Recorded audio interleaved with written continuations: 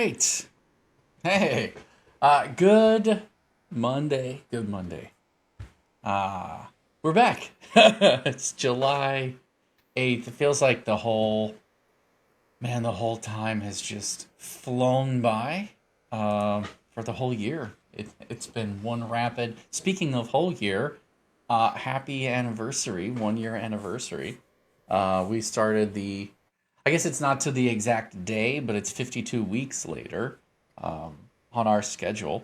So we started the podcast a year ago, HEF podcast, and here we are, still going, still answering questions. Most of them are still about PEP. I guess we got everything else resolved, right? Maybe, or people just don't know. There's enough of a buzz about PEP that it still takes up most of the room in the kitchen. Speaking of kitchen, we have some chefs in ours. We have some top sponsors that we want to give a shout out to, as we always do. We thank you to our title sponsor, Arete, for coming on with us this year. And we thank you for our top sponsor, FPEA, for being with us for the last year, and for Fisher Precious Metals for coming on board. It is awesome to have your support and to have you with us to help make not just the content that we do and the podcast and the information sharing possible, but it really, all of the donations and support go to help make it, all of what we do, possible. Also the recognition wall, if you haven't seen it, there are some updated faces, or logos, I should say. Some new people are in town, and they are there to be seen, and we're super thankful for all of those. Those are vendor sponsors that show up, and they donate, and they give their support to us, and they're regular, and they're with us all the time, and they show a lot of their support for home education throughout the state of Florida. So if you feel a sense of loyalty towards them, and pick from any of those and see if any of them are local to you, and do business with those who show their support for home education in Florida. And without further ado, I think we'll jump right into it. Good day, Brenda. Good day. How are you? I'm doing pretty good. Good. And Crystal, how are you? I have to ask that even though I already know. I am okay. It's just busy around here. We're still moving in and unpacking and trying to get things set up. So yes, we are. There is a lot going on. There's so much going on. Yeah, it's crazy. And then of course it's so funny because I woke up this morning and I was half awake, half asleep. I think Crystal got out of bed and I was like, I need 5 more minutes. And then she comes back in and she said something about the hot water heater, or the breaker the hot water flipping. heater is not working. Yeah. Oh. But then right after she said that, I fell back asleep. And I had this dream that I was trying to pull up the bamboo by the roots that's outside, those big stalks of bamboo. And I had like dug under them and put chains on them and tied it to the bumper, and like was ripping my car apart by accident. And I was like, oh no, what's going on? And then I woke up. I actually woke up. And I was like, so the hot water heater thing, that was real, right?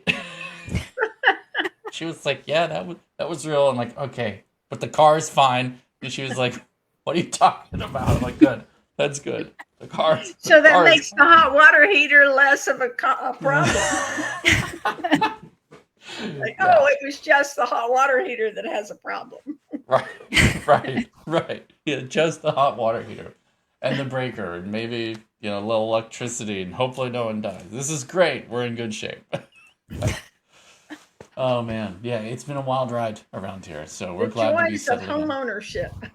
Yes, the joys of home ownership. An old home, so old there was an article about it in the newspaper about it. Yeah, we're settling in, and things are starting to look a little normal. It looks like a house, with rooms and things and stuff in it, so it's good. And I don't understand how we're juggling everything with all the phone calls and conference calls. We have another call later this week with the DOE, and then a call later today after we get off the stream with some of the private schools, and it's a constant thing. So Yes, it is. Um, Brenda, what's new for you? Are you getting bothered by anything in particular lately? Are you getting lots of messages in particular? How was your 4th of July? How about that? Well, that was wild. It was a typical homeschool gathering where there were, you know, maybe 20 parents and 50 children or Yeah, more. yeah. Yeah. Always outnumbered 4 to 1. Exactly. Was There fun though. were I got to see people I hadn't seen in a long time, and it made me feel really old because the parents of these children, quote, who are now in their mid 40s, are mm, there with their children. And gee, it's like being a grandmother to 50 kids, you know? some of those were the ones running around wild. Yeah, right. So it was great. It was great. And to see some of the people that I had crossed paths with years ago, one of whom was in the governor's office. And at that point, they had just adopted a couple of children. And, now they're homeschooling. And so, it's just so many people are just realizing the importance of having your children at home and teaching them the values that you hold dear and watching them grow and Mm, learn. And it's just such a joy to be part of their lives on that basis. yeah. So it was great. And Yeah. Speaking of values, it was interesting reading the Declaration of Independence. Apparently, that's something this group that we have fallen in with. That's something that they do every year on the 4th of July. That's kind of one of their traditions. It was nice to be a part of that. It was really, really cool. well, Um, what surprised me, and I haven't read the whole Declaration of Independence in probably 30 yeah, years or it's more, been a while. but it sounded like it was describing what's going on in our country today Mm, verbatim. I was like, oh my gracious, it's we need a spot new on. Declaration of Independence. Yeah, it was spot on. It was spot on.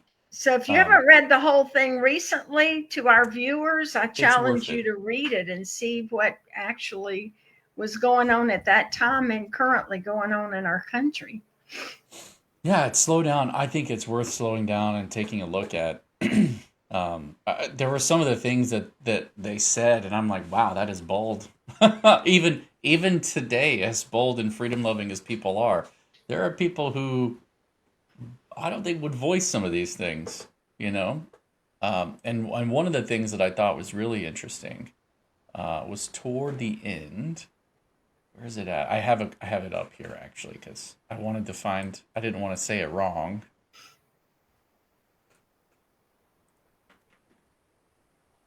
Yeah. It says, we therefore, the representatives of the United States of America and General Congress, assembled, appealing to the Supreme Judge of the world for rectitude of our intentions. I was like, what? That's an appeal to the Supreme Judge of the world? Like, I think we all know who that is.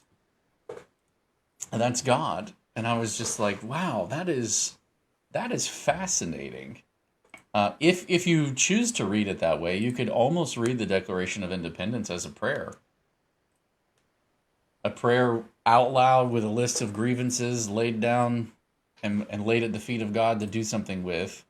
You know, we talk a lot about it sometimes, I think, in sense that like the beliefs that our founding fathers had and that, this wonderful nation that we have, the freedoms that we have granted to us as a gift from God. It really is. It really, really is. It struck me differently when we were reading it out loud, and I read it, and came across those words. They struck me a different way. It was very interesting. Anywho, I hope everybody had a wonderful 4th of July. I hope you celebrated independence and had a blast, literally. I know that we did. We shot off some massive fireworks. And it was nice to be around all of those people who are some of them are familiar faces and some of them are new faces, but they're part of our group. So I'm looking forward to getting to know a bunch of them. Rick says, I looking just want forward to to seeing you say, all. real Mhm. quick, I may have to like turn off my video briefly. I just got a message that the electrician for the hot water heater is going to be here soon. So I might have Oh, to just okay. hop away for a second and then come back. Hopefully he But doesn't need us to turn off the breakers to the Wi-Fi. The lead times will be ending soon. Well, anywho, but we can roll into um, talking about the conversation we had yesterday. well, before we do that, Okay. Sue says in comments, she says, looking forward to seeing you all at the Tampa convention soon. And yes, Sue, we're looking forward to seeing you there as well. I'm going to take a moment and go over and make an announcement that was given to me to make. There was a 4th of July sale for the TBHC, so you can sign up um, through their website. And the 4th of July sale was through, well, it was through the 4th of July, but uh, it is going to be extended.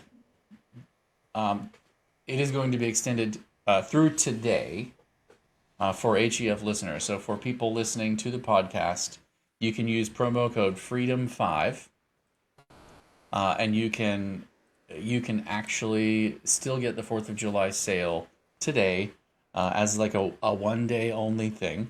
So blast it out, share it to your friends who are listening. That's awesome. Tell them The what those letters stand for. Tampa Bay I will. I Homeschool.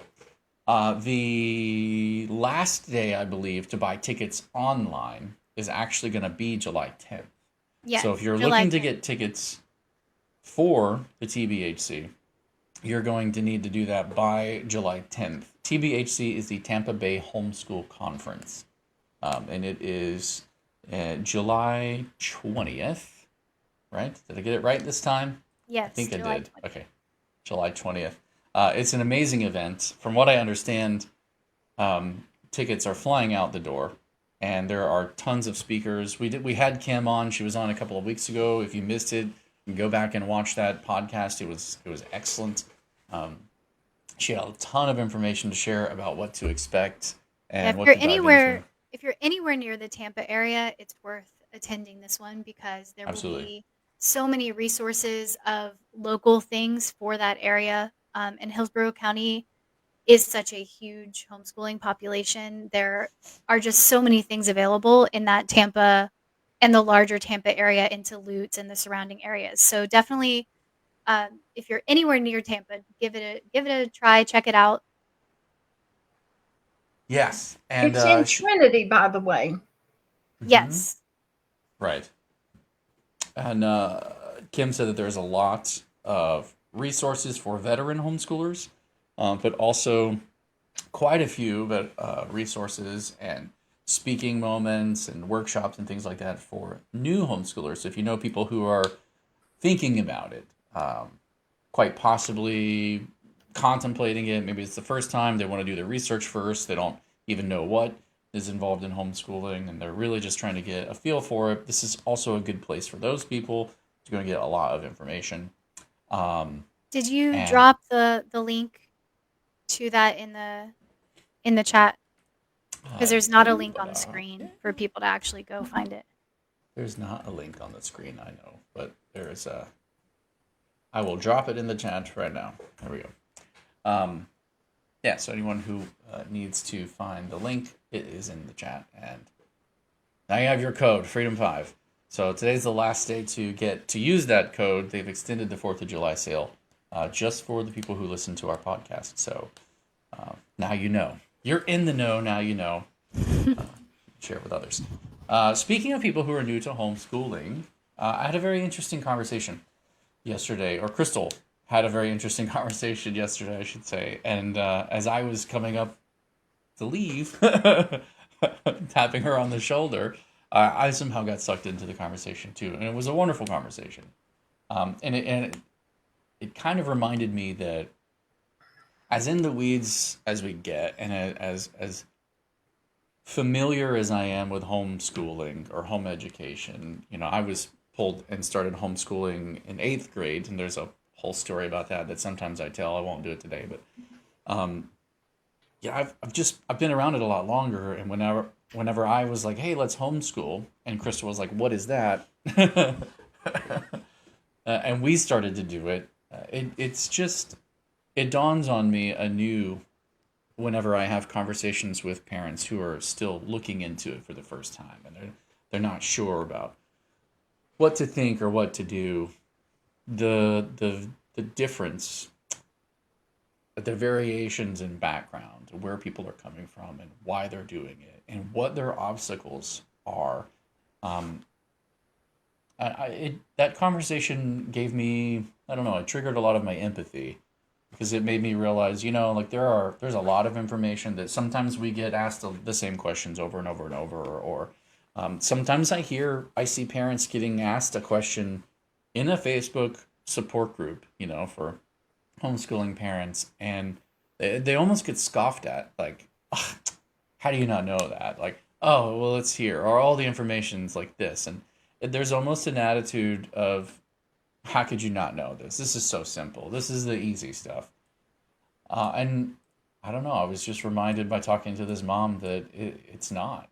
It's a big deal for some. It's a big decision, and it's not something that's made lightly. And people face their own unique obstacles when doing it. Crystal, do you want to tell a little bit about that conversation? I don't know, Yeah, without and sharing I too don't. much Yeah, I detail. don't want to give personal details of them, Yeah. but she's been considering it for a while. Wasn't sure if it was going to be possible for their family. She's just really not happy with the social environment that her son is having at school, and she's wanting something better for him. But she's been overwhelmed when she's kind of looked at the options. She's been watching several of her friends over the last few years begin to homeschool, Mm, and just she told me at one point she thought, I'll just let them try it first and see how it goes for them. But it's going well for yeah. them, so now she's considering, um, following suit and kind of seeking information and advice. And she made an interesting comment to me, which was, because she's overcome a lot of things in terms of having to, new cultures, new job skills. And so she told me, I've realized that this is like everything else. It seems hard because it's new, but Mm, then once you get over the unfamiliarity, it won't seem as hard. And so that's kind of the mindset that she's in, is like, she's wanting to learn. She's trying not to let herself feel overwhelmed because she realizes that everything seems more overwhelming when it's new. And she's just trying to move forward and make the best decisions for her family, one one step at a time. So she's kind of in the information gathering phase right now, mm-hmm, figuring out, what would homeschooling look like, what would she be required to do.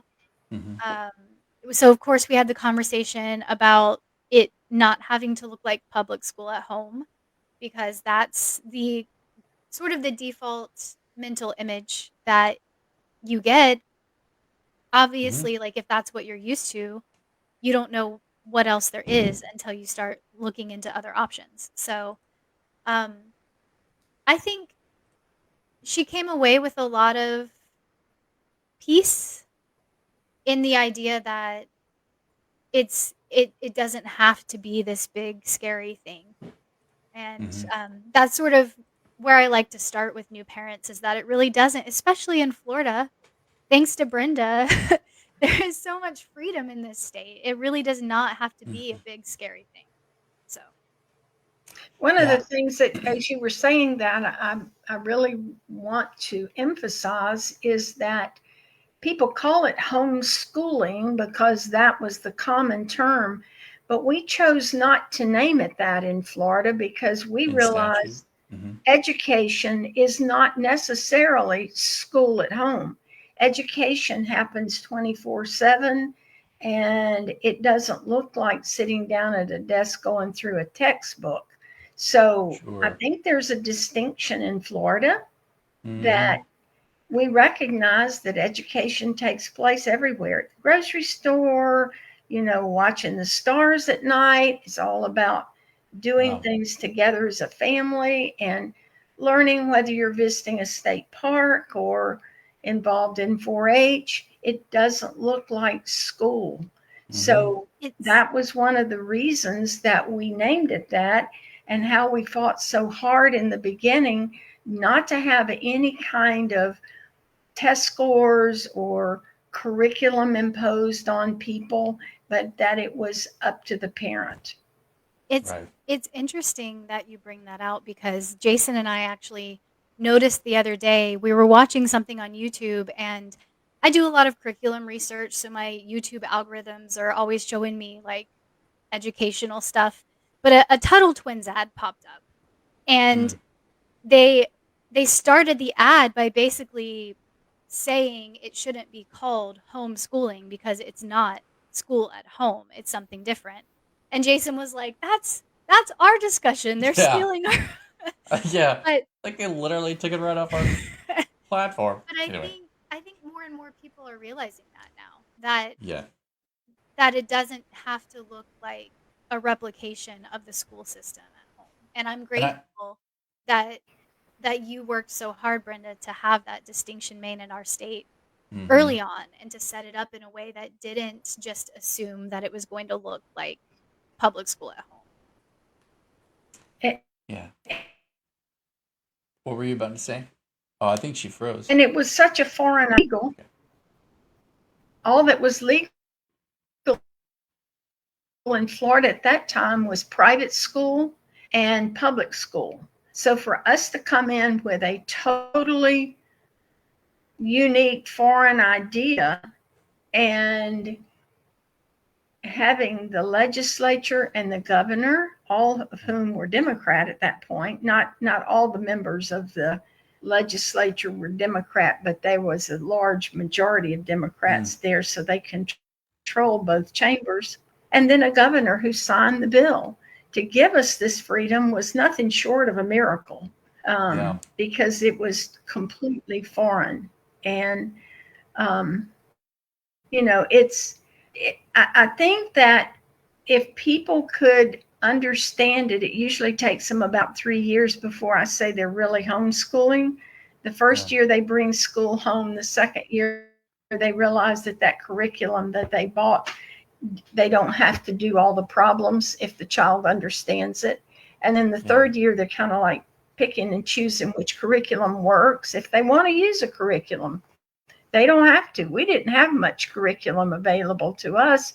We taught math through games. We didn't ever even Yeah. have a book until we got to algebra. So Right. there's so many ways to do things that work for your family. I'm not saying one's better than the other. It's just that I could never figure out where our kids would fit into a curriculum because they were so far ahead, but Mm-hmm. there was like a nugget in the middle of the book that was new. So we just said, oh, we'll get to that in time. And it wasn't worth all of the money that you put out for curriculum to get that one little nugget, because the first part reviews last year. The last part reviews what you learned in the middle. And then you do the same thing. And you have to remember curriculum is designed for a classroom full of kids that vary from those that don't get it and are slow development, and those really, kids that are moving along much faster, and they have to repeat in order for Right. everybody to get the concepts. So standard curriculum, I know in homeschooling since the inception, there have been creative parents and vendors who've come up with some unique curriculum. So I'm not saying no curriculum to do real homeschooling, but I am Right. saying Yeah. that the standard traditional curriculum doesn't really fit our eclectic way of doing education. Well, even the idea of, not to get too philosophical, but about homeschooling, home education, but even the idea that a curriculum, right, a packaged unit, that's novel, right? Like, think in the history, in human history as a whole, that's kind of a novel idea. I want to go to McDonald's and order a number one. I want to go to the gas station and I'm on pump 3 and I have these 3 choices. Like everything is kind of packaged and uh, deliver in deliverable little sizes. When I was in public school, we went through the line, we had a tray, and the tray had a spot for vegetables, a spot for second vegetable, and a spot for your main course item that they gave you. And like everything is packaged and prepackaged in these ways. But the truth is, it's not always about a particular package, and it's definitely not a package as a whole. Like life is messy, and where you end up isn't always where you thought you'd end up when you started planning for where you were going. like, like things in life just kind of they take their own what outside forces, Isaac Newton's laws, right? Like outside forces act upon your plan, and your plan gets shifted, and the ability to adapt is a skill, and it's an important one that has to be taught. Like that in and of itself requires deviation from a pack, right? The ability to adapt means you'll have to buy a pack and then deviate from the pack in order to adapt for what your child's needs are. That's going to be inherent in the process. I think that's important from the get-go to realize that as parents, that's important, but that's something we also have to teach our kids. In and of itself, switching curriculums or setting it aside even is a teachable moment for them as much as it is a learning moment for us as parents on like how to do this thing, right? I think that's so important. Go ahead. I think when you have all of your children of different ages at home, that it's very hard to do 3, 4, 5 different curriculums, all focusing on different subjects. Yes. So the way we did it, and the way that makes sense to me, is to teach the same subjects to all the kids in a sort of unit study, so to speak, so that you're doing the same stuff for all the kids. For example, astronomy, or studying the universe, as far as the planets and all that. If you do that, the younger kids are going to get as much as they're going to get. The older kids may want to delve in deeper, or actually be the ones that build whatever you build to help them understand the rotation of the planets around the sun. But it's not, you don't have to do the second grade curriculum science and the fifth grade, which may not be exactly the same. You just work on the different subject areas, and the kids will catch it as they can at their ages. And it's amazing because the younger ones generally are able to absorb most of what you're doing with the older ones. So it's easier from a teacher standpoint. Yeah, it's wild because our third, he has a mind that just grasps some of those details that you think are being missed whenever you're going through the material, and he doesn't say anything back, or doesn't really engage back quite like the older two girls do.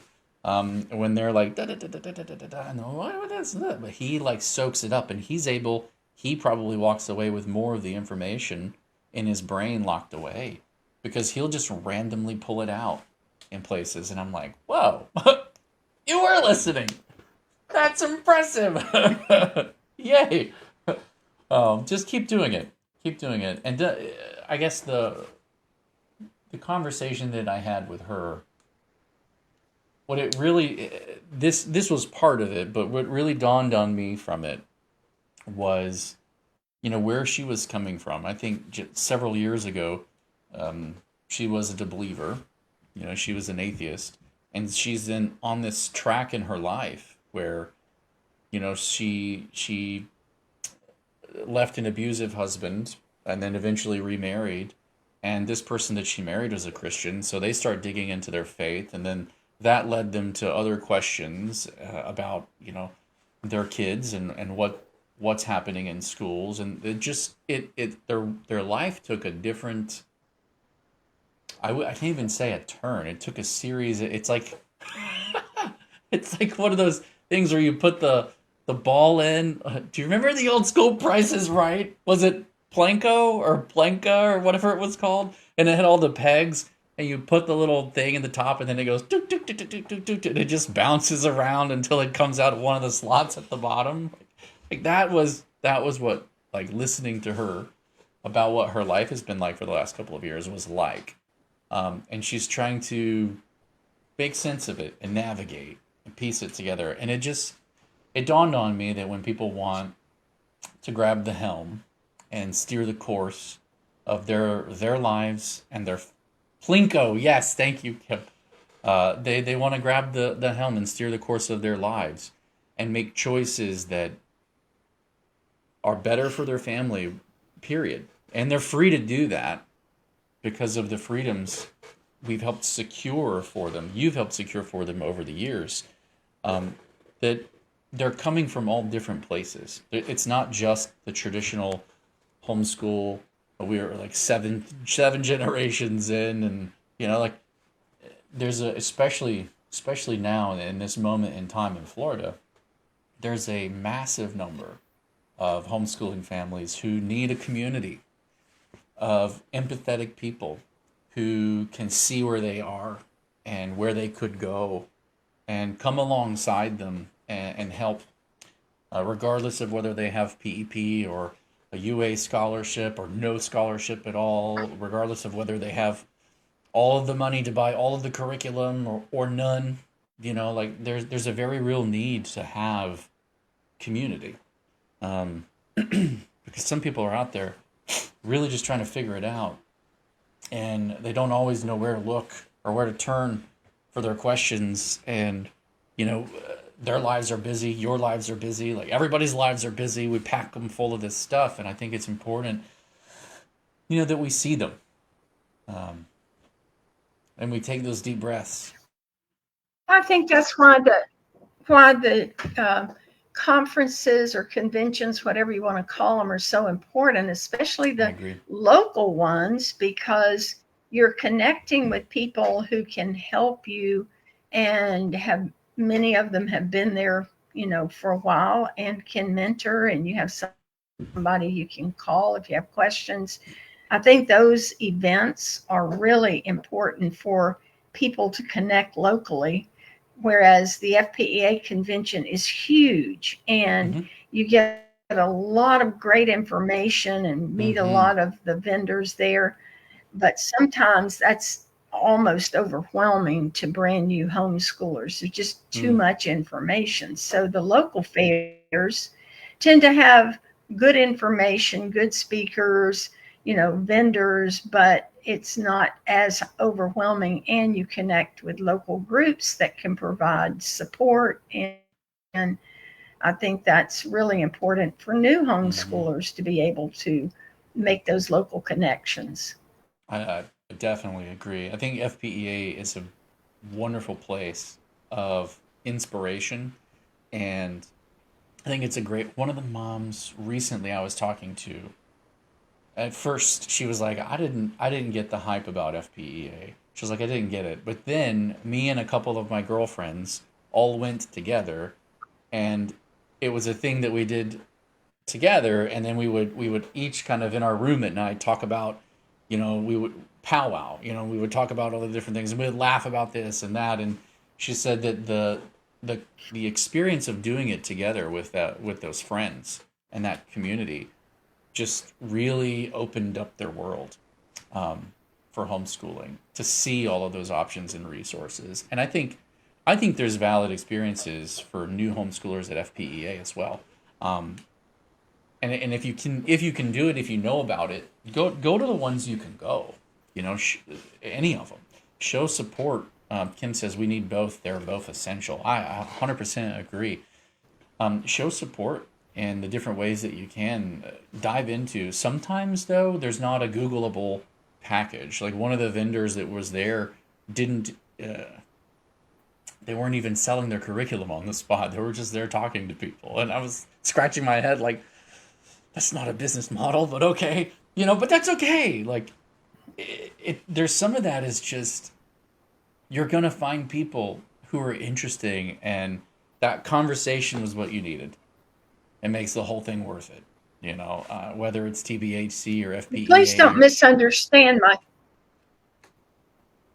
I was going to say, please don't misunderstand my comments about FPEA. sure. It's just that unless you go with friends, it's more difficult to connect to the local communities because you don't know where people are from, and they're from all over the Because it's state. huge. But Yeah. I would It's not like going to discourage Disney you World. from going. Yeah. Yeah, I'm just saying that the local fairs tend to be from the community, and it's Right. easier to connect to somebody that you can go to one of their groups, or get your kids in robotics. Mhm. That's not a statewide group. That's all I'm saying.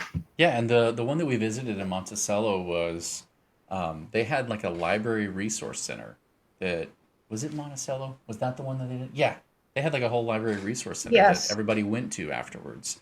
And they had one of the planned things that they had was a dads meeting. So for like an hour and a half, all the dads got over there and talked about homeschooling from a dad's perspective, and what it looked like, and how do we do this thing, and like guys, man, we don't want to, we have to be the ones who people look at and they have to think that we have the answers, right? Like we have to keep up that facade. But so it's very difficult for men and dads to feel comfortable going into a forum and being like, I don't know anything. Tell me what I need to do. Help me pour information. And we don't like that vulnerability. Maybe it's a machismo thing or a macho thing or whatever, but it's kind of across the board. Dads just don't like that kind of vulnerability, so it's hard to find dad support groups. But when we put a place aside for them, like Monticello did, there was no lack of conversation. Like it was a very robust. The dads were talking and interacting with each other and sharing advice and tips and help, and it's really cool. That was a smaller event, and it's really cool to see that. And then when you leave there, that these dads are local dads. Like these guys are guys you could pick up the cell phone and call and reconnect with and say, hey, what about this or that? And could we get where do your kids play sports? And like that sense of community grows. And I totally get what you're saying, and I agree. I agree with it. I can see it now, having visited all of them and kind of like hitting them all. Like it gives me a different perspective on it. So it's unique. Kim says, so true, Brenda. Go to FPEA with a plan and with friends. Go to the Tampa Bay Homeschool Conference or your local conferences, knowing that you'll find some new friends there. That's really, really cool. And then Kim says, dads come to TVHC. Yeah, and head to the For the Guys Only lunchtime Q&A. I didn't know you had one of those in your plan. We didn't talk about that on the stream the other day, Kim. We should have talked about that. That'd be great. Well, there's still time. There's still time. Maybe you could come back next week and talk about it. Oh man. Anyway, anywho, that conversation just made me think of. It made me think a lot of things. It made me kind of take a step back and think maybe about some of the ways in which I kind of get into ruts, or I see things a certain way, and I get into a rhythm. I like rhythms. I like patterns. I like for things to have like a predictable flow. But sometimes that predictable flow is not what somebody else is experiencing, and it was very interesting to kind of be hit with her story and her journey like a bucket of cold ice water. It was very refreshing. Uh, anyway, Well, we um, all have situations in our lives that, along your peg story, the Blinko or whatever you called it, where whether it's a move or a child that is rebellious and doesn't want to homeschool and you're having a problem with them, having those mm, support groups, especially with dads, to I mean, dads are typically not very sensitive to the emotional parts of kids' lives. They're more like business. Do this, do this, do this. so when you have something that occurs that you don't have the skills or knowledge, Mm, to have somebody that you trust that is yeah. walking the same path Yes. to be able to bounce it off of, it's just so valuable. Um, you Yeah. know, there's some churches that have small groups and they have, but typically couples or singles, but they don't have the same family connections where you're involved with your children all ages, and that's kind of the center of your lives. And so it's a unique community when you have difficulties and you want to talk with somebody about, how do I handle this? What would you do? Have you had this problem? They may be able to recommend somebody else and help with Right. resources or whatever. So, just the encouragement in the local communities is so great. Yeah. It can be huge. And it can make or break whether or not parents continue to do any of those things, because they might feel And, totally alone and overwhelmed, and not know that it doesn't have to be public school at home, and that they just dip out because they're like, I can't do this and live. And I'm like, well, well, and sometimes you may be committed to teaching your children at home, but sometimes that's not a good fit for a child. And they want to do something different, and you have to weigh whether that's the right. right thing for that child. And maybe they go back to public school, or maybe they go to a private school.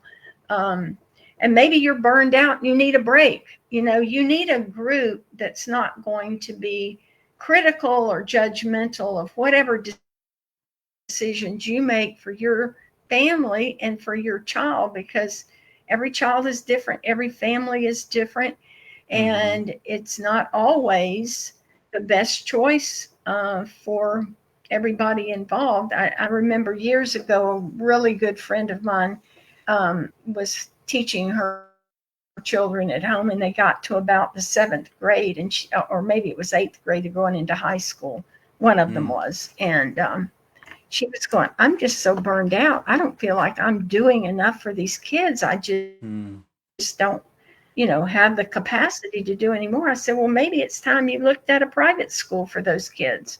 And, every year is a different year. And so, mm-hmm. we may have family problems that makes it difficult, or mom has to go Right. back to work, or dad Yeah. dies. And, you know, all of those Yes. dynamics We've seen that. dynamics are like your pegs. And so, regardless of what those specific things are, we've all got things that change and move, and we have to continue to make decisions. So, having a Yeah. support system is just so critical. Huge.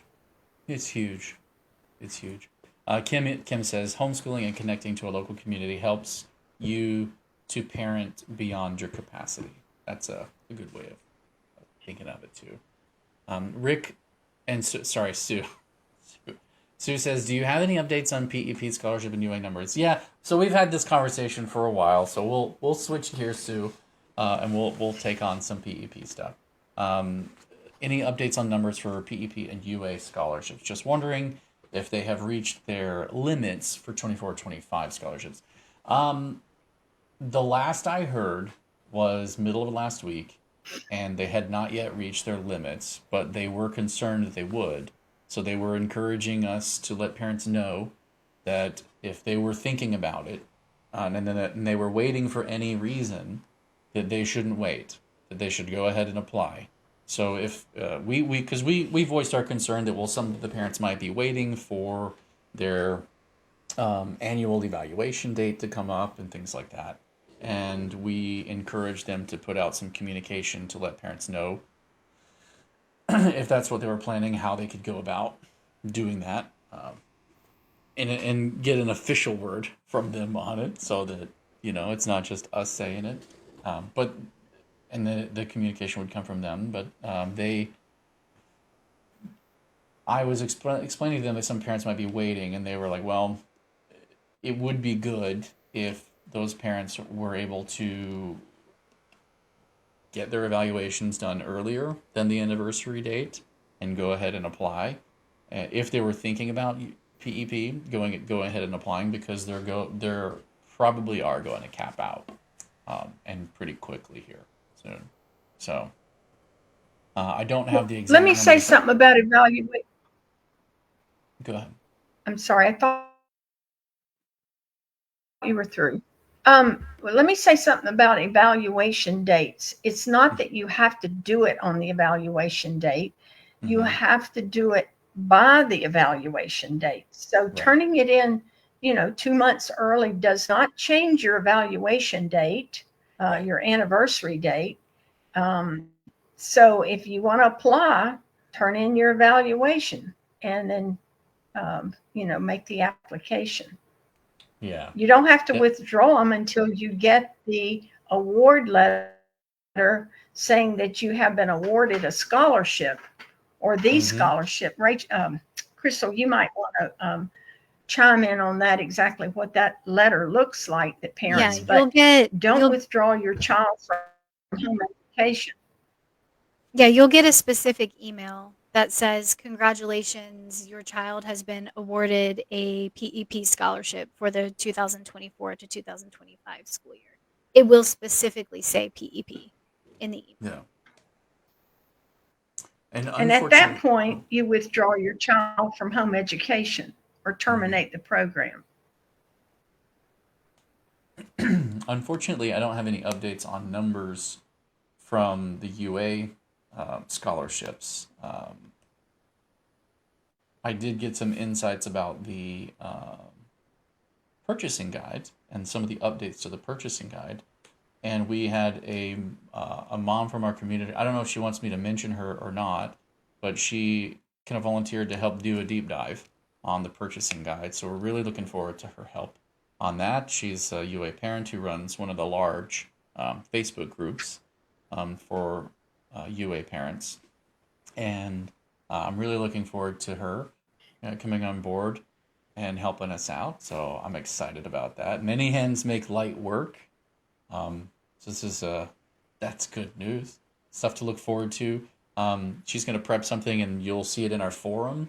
I don't have a deadline for that, so I'm definitely looking forward to that sooner rather than later because I know a lot of people have a lot of questions. So I'll hear back from her um, probably this week sometime, and so keep an eye out on the forum for things like that to come in. Definitely looking to help continue to grow it and make it a useful space for parents. Every time that we visit one of the conferences or conventions, we're always talking to parents, especially the new parents, when they're like, well, where do we go for resources and what do we do? We let them know that there are veteran homeschoolers in our forum who watch the forums. And so if they have questions, they can go there and ask them. So I want you all who are veterans to feel comfortable replying to them.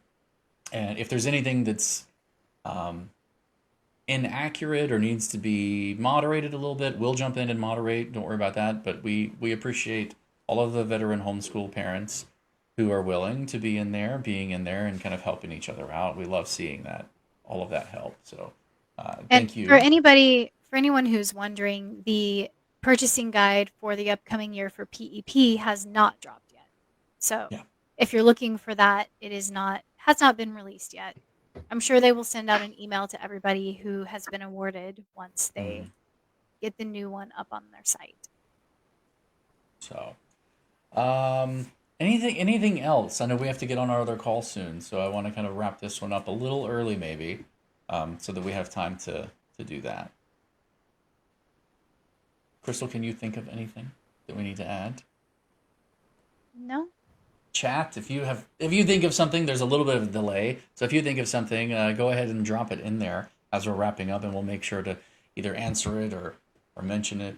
Those kinds of things. Oh, I will say this: I was contemplating adding a.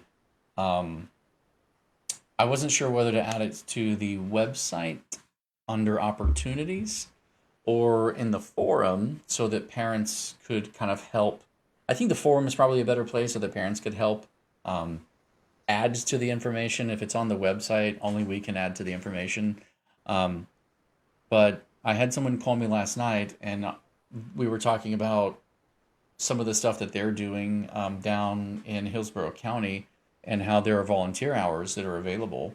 And I was like, and they were trying to attract more homeschooling families because they like homeschooling families, um, and homeschooling students to kind of get them to do some of their volunteer hours with them. And I was like, well, that's a great thing. Like, we can help you, kind of reach some of those, and they need their Bright Futures hours if they're doing Bright Futures scholarships. I was like, so maybe it's worth talking about. And I was thinking it might be good to add a section to the forum about Bright Futures, and parents can drop their ideas about how they satisfy some of their hours in there, and some of the things that they do, or places that they like to go to, or ways in which they like to kind of reach out and do those. So they could idea share, but then also if there are people who have available projects with some of their nonprofits or things like that, that they could post in there as well and say, hey, we're looking for help with this and this, or we're looking for help with that. And it might be a way of letting them find a connection there to help them out. So just a thought. If you think that's useful, post in the comments and kind of let us know, because that is something that we could potentially add if you think it would be useful. Brenda? I was just going to say, this is an election year, and kids can earn Bright Future scholarship volunteer hours by participating in a campaign. That happened about 5 or 6 years ago, and it's a great way for kids to learn about government, learn about elections, and younger kids can participate. They don't have to be juniors and seniors, but you have to be high school to earn Mm, volunteer hours for your participation.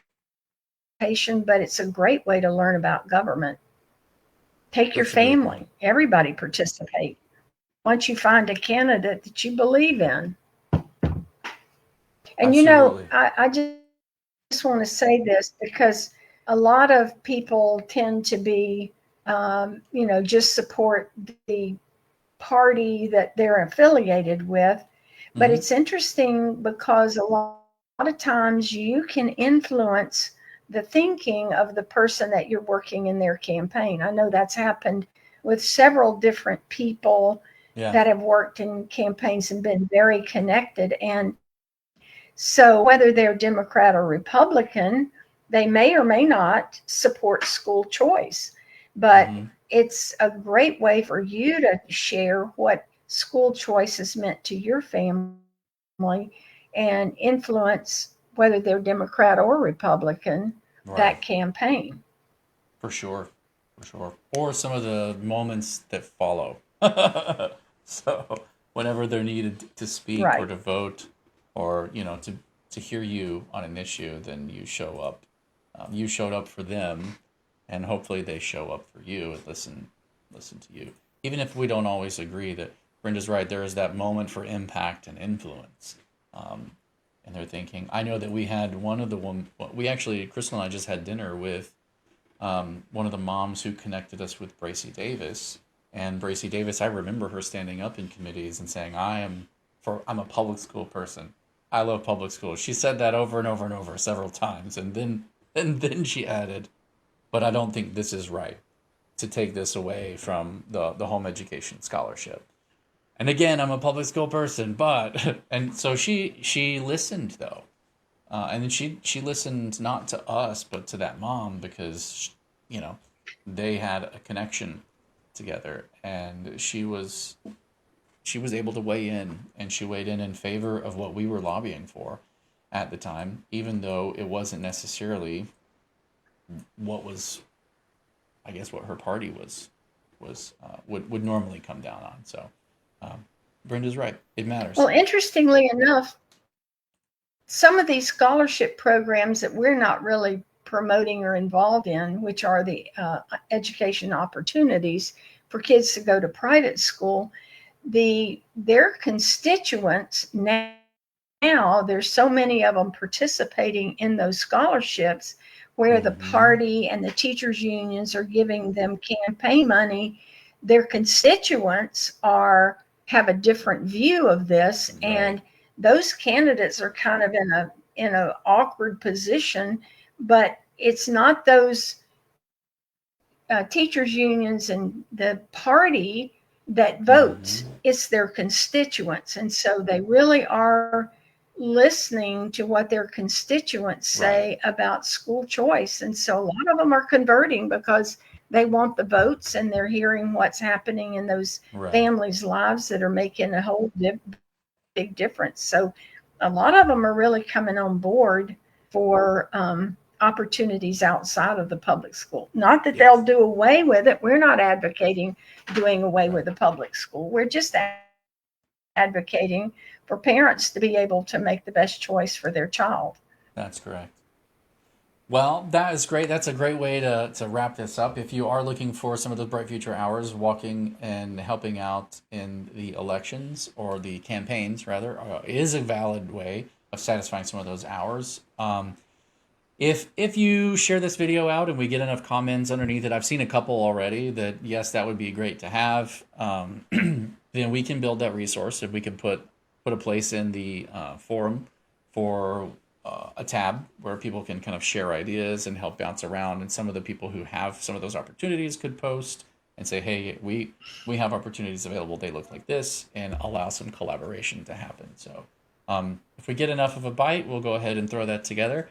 Without further ado, we'll go back to our top sponsors and say thank you once again, especially to our title sponsor, Arete, for coming in big with their donations. We really appreciate the support from them.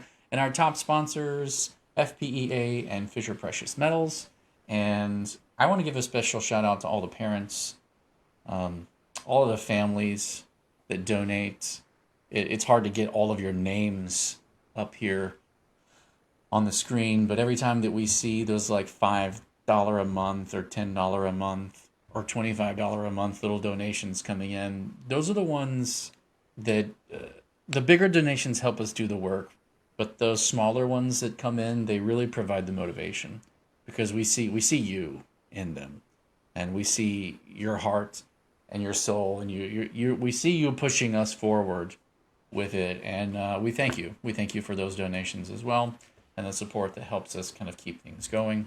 We are still looking to raise support, so if you do know someone who can and hasn't yet, please share this with them so that we can reach our goals for what we're trying to do. And without further ado, I'm going to let you guys have your Monday back. It was great seeing all of you on our live, and we look forward to seeing you again next week, and some of you in person later this month at the TVHC conference.